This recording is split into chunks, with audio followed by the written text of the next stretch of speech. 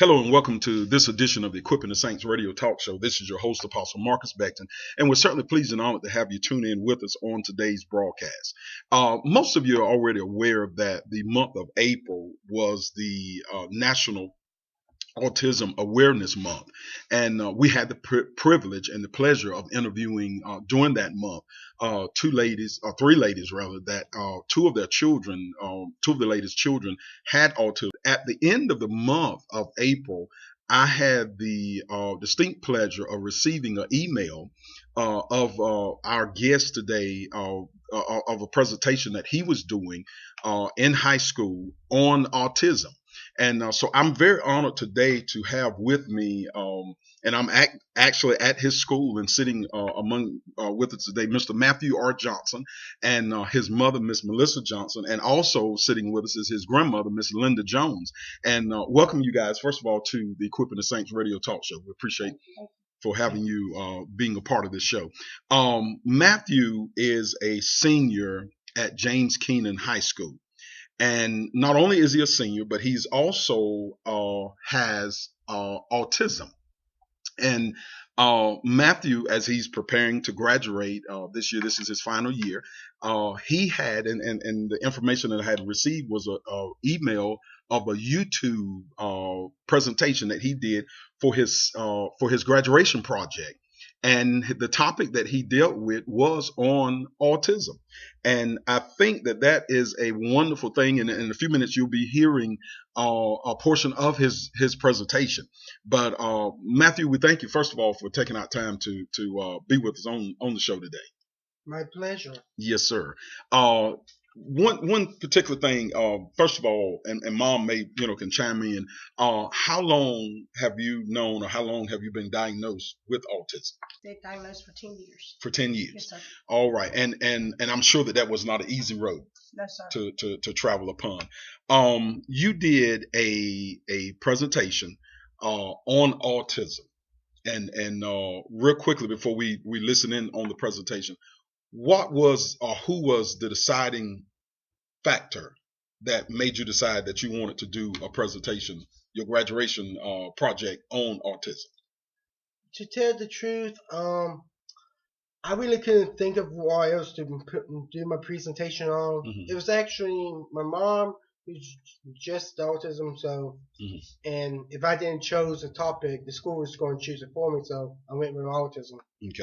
Okay, very, very good. And I you did a fantastic job, and the people are going to listen to that, and we're going to come back in just a minute, and because there's a few observations that I picked up during the presentation that you did that I want to talk about, in the limited time that we have. So now let's just tune into that presentation, and we'll return back and further talk with Matthew and his grandmother and his mom.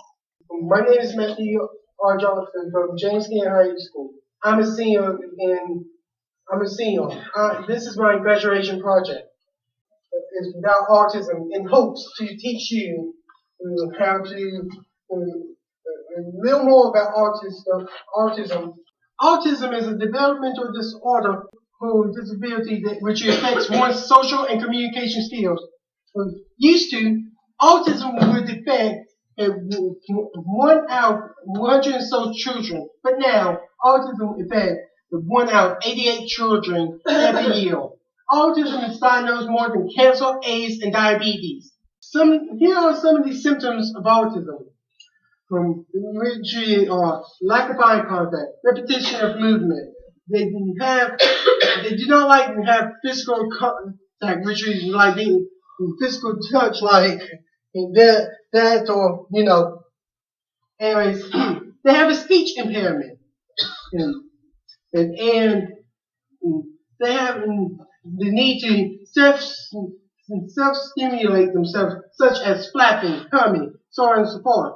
I remember when I was younger that I would make this groaning noise as I tilt my head back. And they also have a unique talent.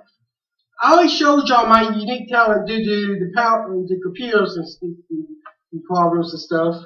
But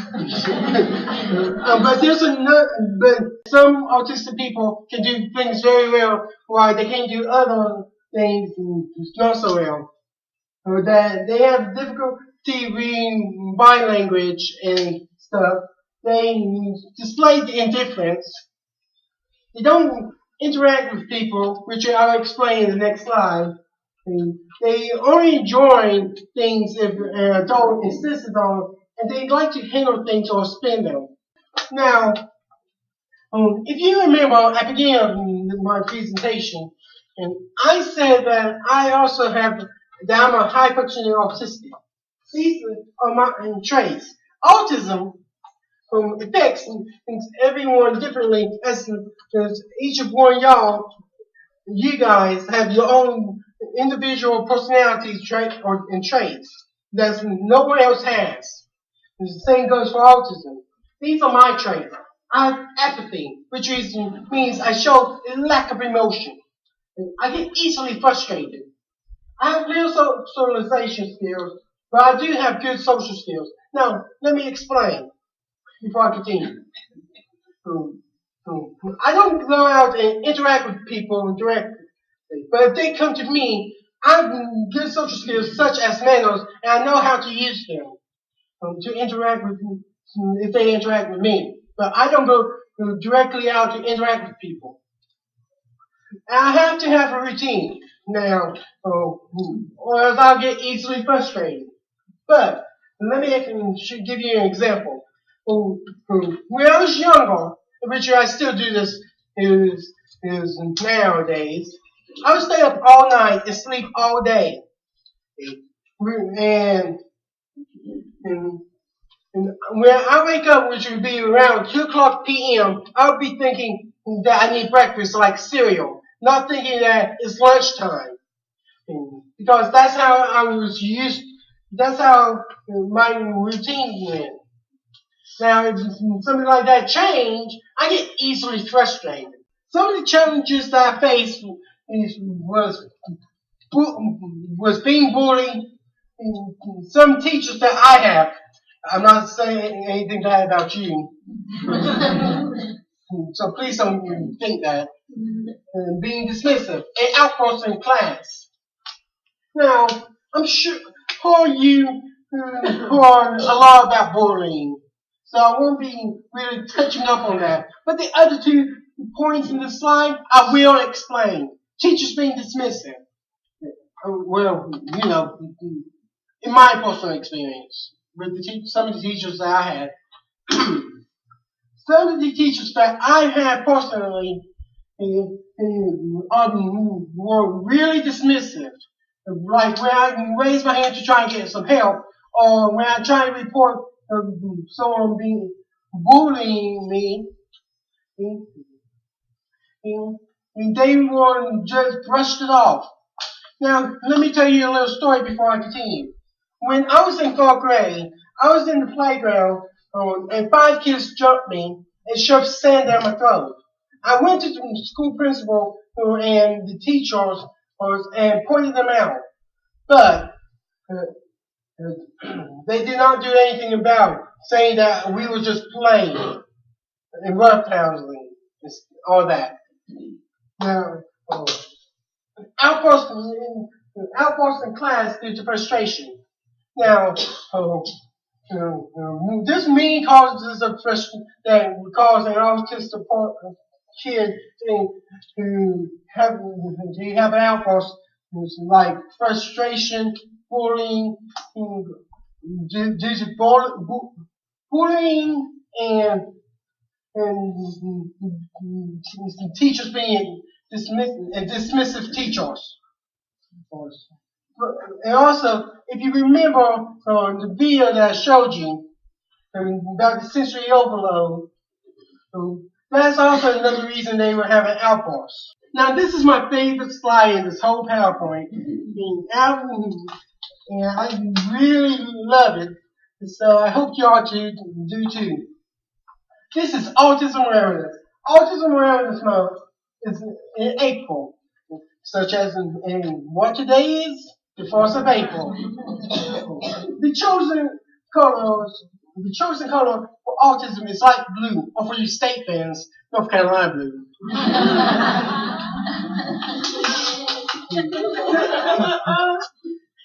I'll give y'all a second to recover from that joke.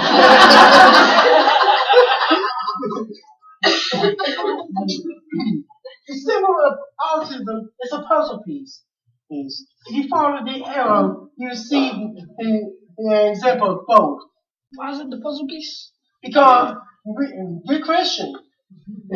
Some people chose the puzzle piece because they think that there's a missing piece. And autists are supposed to have something missing. But in my opinion, I believe it's a puzzle piece because autistic people are mysterious in the race. You don't know what they're thinking or what they're doing.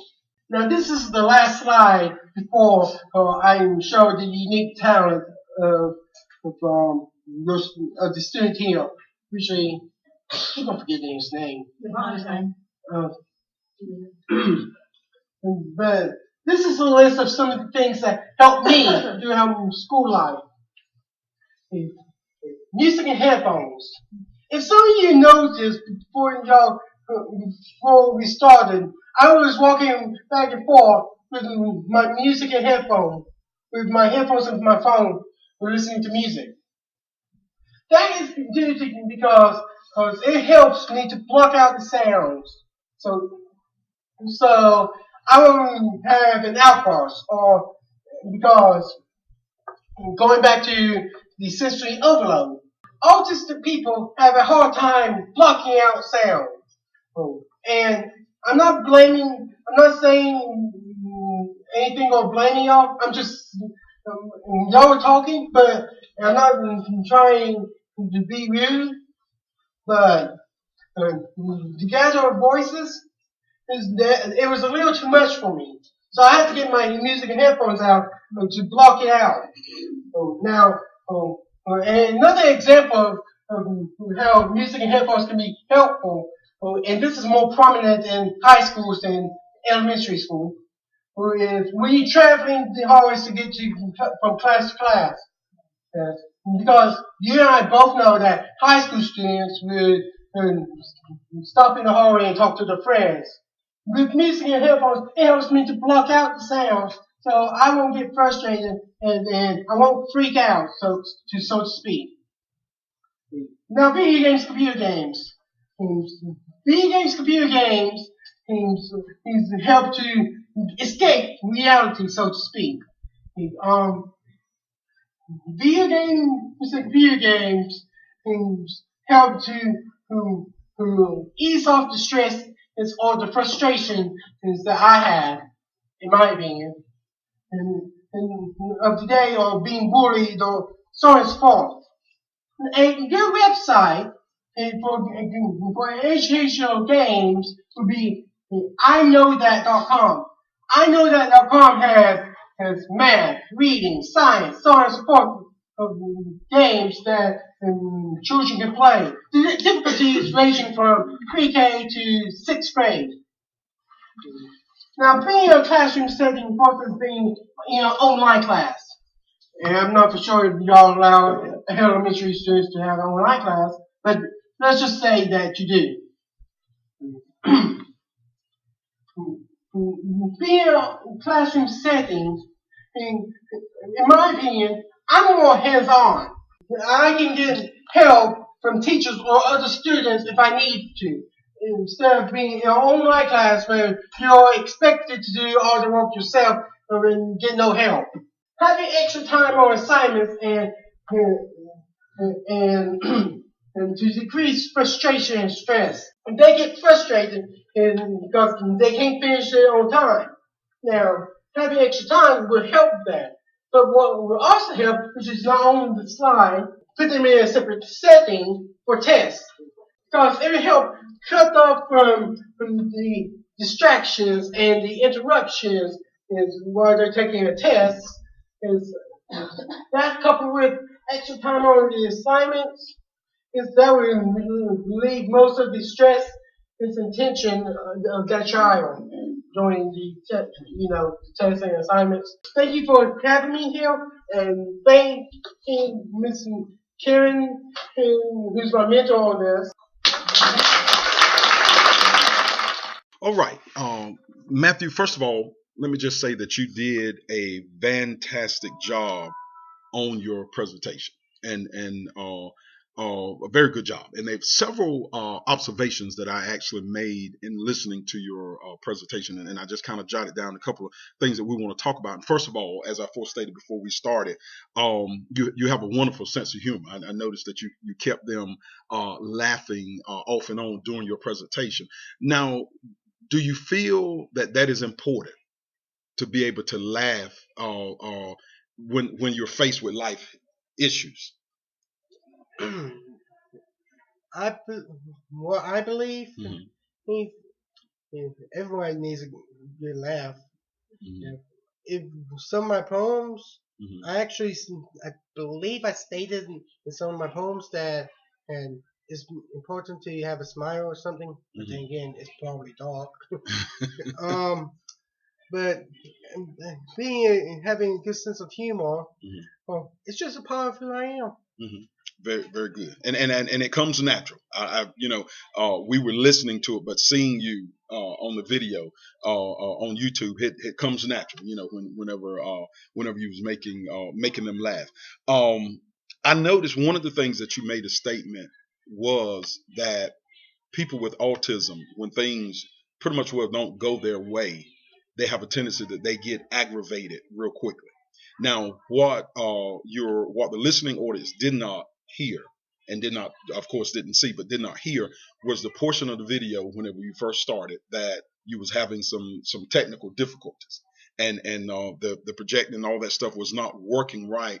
But I noticed, and I shared this with your mom, I noticed how you kept such a calm and cool. I mean, you really just observing. I would have never assumed or really known that you actually had autism because you really kept it. You kept the crowd informed, and all that other stuff. So you really handled some things, and I think that is a very positive thing that you were able to do while until they actually got things up and running. Now, another observation that I observed was you mentioned about the thing that you do, and that's using the use of your headphones and the use of music. Tell us a little bit about that. Is that something that someone showed you, something that you came up with yourself that you felt like that was working, or how did that come about? It actually started when I first joined YouTube, Mm-hmm. which was like years ago. Um, I found songs that I really liked, bands such as Breaking Benjamin, 3 Days of Grace, Mm-hmm. so on and so forth. Um, and and I just wanted to listen to these songs, so I started wearing headphones. Mm-hmm. I just noticed that I couldn't hear anything like outside noise that usually gets under my skin when I had my headphones on. Mm-hmm. So, Okay. and that was when I became a senior, I think, when I started wearing the headphones. Okay. So that helps block out the noise. So noise, loud noises and stuff aggravates you at times. Yes, sir. I Okay. remember when I was in fifth grade, my fifth grade teacher, Miss Foster, um, we were doing history class thing. And, and back then my class was really noisy and stuff. Mm-hmm. She actually gave me a pair of headphones to put on, Mm-hmm. but had nothing to listen to besides the tape to listen to to the recording of the book. Mm-hmm. Okay. Very good. Very, very good.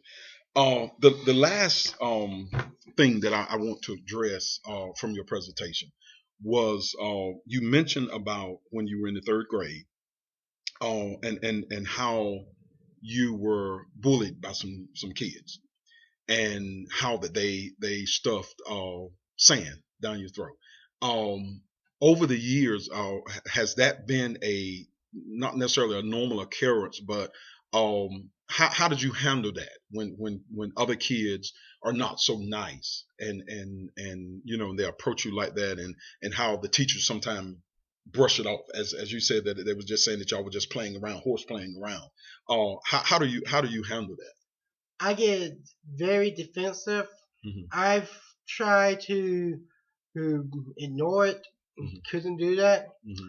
But beginning of my senior year, so I found a song that actually calms me down pretty quickly. The song is "Wasting Time" by Red. And and when I get like very angry or frustrated, and I just listen to that song instead. It usually calms me down pretty quickly. Okay. Okay. Very, very good. Now, Mom, how do you? Because I'm sure what happens in school. I'm sure that there are days that you have to help him, and I'm sure over the years, maybe not as much now, but over the years, how have you handled that? As far as I'm sure what happens in school comes home with him when he comes home. And I'm sure that it takes a special person. As I told the ladies that I did the previous interview, it takes a special person to be able to raise a child with autism. But how have you been able to really handle that? Well, it hasn't been easy, that's for sure. But with the help of God, of course, and Grandma's my backbone. Okay. I had to take a deep breath once in a while. Okay. And just kind of calm him down first, and then I had to go to the school and handle the situations. And it's very heartbreaking when he comes home and other kids have picked on him because Matthew is a sweet kid. I mean, he really is. He'd give you the shirt off his back, and it just hasn't been easy. But like I said, with God and Grandma's my backbone, we've got through it.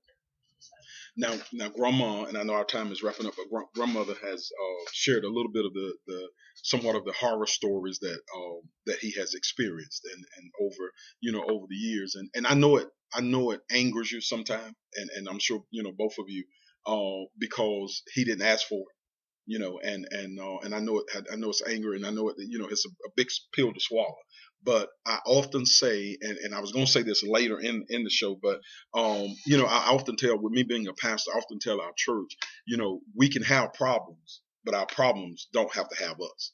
And it's clear to see that Matthew, has autism, but I can also see that autism doesn't have Matthew. And I see, that he, is rising above these issues and these problems. Now, Matthew, the project that you did, well, first of all, how is your grades? My grades, they're pretty good besides my online class, but like I said in my presentation, and I don't really do good in online classes. Okay. But other than that, I have like He's an honor student. Oh, wow. Okay. Yes, I have. You're being modest then. I have A's and B's. A's and B's. Okay. And So that's I'm enough to taking online classes. No, honor classes. Honor classes. Oh, okay. Very well. Now, and I must say, now, have you been graded? Have you received your grade from your graduation project yet? No, sir. Not yet. Okay. My graduation project, and I have to present it with an heavily edited PowerPoint to the judges on May the 24th. Okay. Very, very which good. is next Wednesday, I believe. Okay. Very, very good. Very good. Now, the last question. You'll be graduating. Is it June? Or May? June 15th. Okay. You'll be graduating, walking across the stage.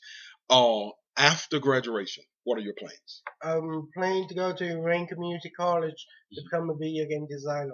Oh wow. So it does not stop here.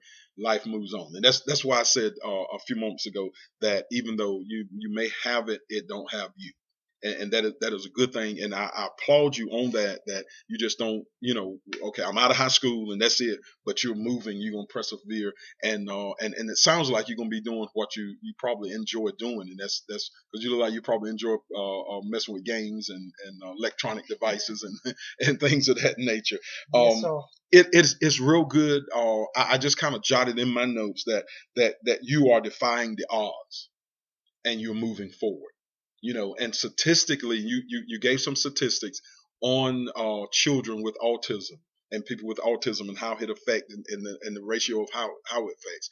But you are defying those odds, and you are really persevering. I think you're the first that I've met that that are in high school. You're graduating from a normal high school, and that in a regular classroom setting, and so you're not in a special ed class, but you're in a regular high school setting. You're gonna be a part of the regular graduating class, and that says a lot. And I really believe that it's an encouragement. And in the few minutes that we have left, do you have any wisdom that you want to share with others that's out there, maybe younger students that may be listening, or just in general, and maybe just to normal people that deals with children of autism? And and do you just have any words of encouragement or wisdom, or anything that you would like to just share in our final wrap up?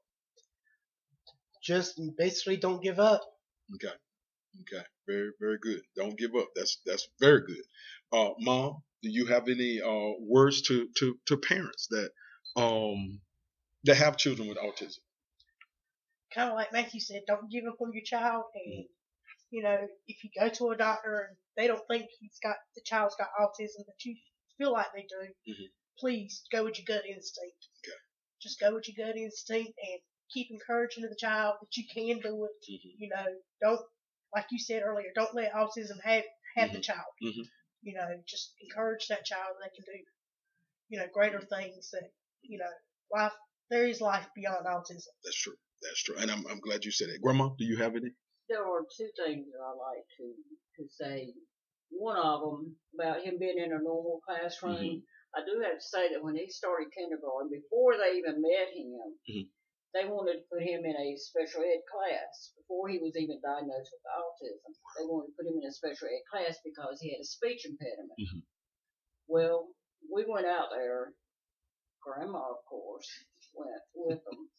And I told them, I said, you will not put him in a special ed class until you meet him and try him in a regular classroom, because Matthew actually falls through the cracks. He is, for lack of a better word, too smart for special ed, but he's socially, high school is a challenge for him. So, but he's worked with it. He's done well. He's a very fine young man, very polite. I'm very proud of Matthew. Very proud of him. And another thing you mentioned about not letting autism have you. When Matthew was small, he asked me one day, he says, Grandma, why am I different? And I told him, I said, Matthew, you're just like God wants you to be. I said, God wanted you to be different. That's why you're different. And don't let anybody ever tell you any different, because you're just what God wants you to be. And he's a wonderful young man. I believe that. I can just this little time of being with him, and I think that the Lord has given him good people around him to really keep him in that place. No, the Lord gave us. So y'all are helping each other then. That's a wonderful thing, and I'm so proud of you. So happy, there's and of course the listening audience can't see it, but there's many tears flowing today, but his tears of joy, and I know that, and I pray that that your life will continue on, and you will continue on, and you guys have helped him to live just as normal of a life, I know, as possible, and as he enter into college years, and I just pray that that he will be connected with the type of people that will keep him motivated and keep him going, and then that he'll be able to do what he desires to do, and that's in the electronic field and gaming and all that stuff. And so there's no telling what sky's the limit, and no telling what Matthew R. Johnson is going to be able to do in the very near future and in years to come. And I do appreciate you, sir, for being here today, and I just spotted that class ring you got on your right hand, and that's a wonderful thing, and that's a very wonderful thing, and thank you guys for for being here with us. You. Yes, ma'am. Thank you for having us. Yes, sir. And to our listening audience, thank you so much for tuning in today. And until the next time, consider yourself have been equipped, and we will see you on the next broadcast. God bless.